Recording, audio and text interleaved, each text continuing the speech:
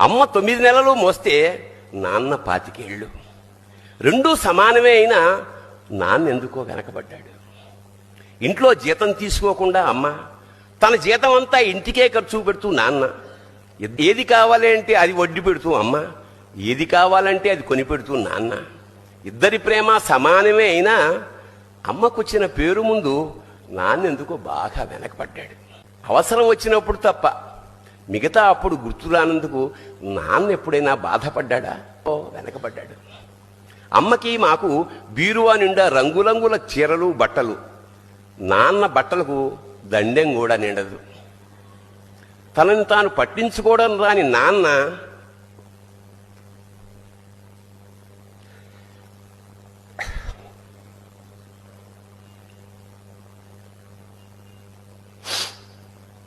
ఎందుకో మాకు కూడా పట్టనంత వెనకపడ్డాడు.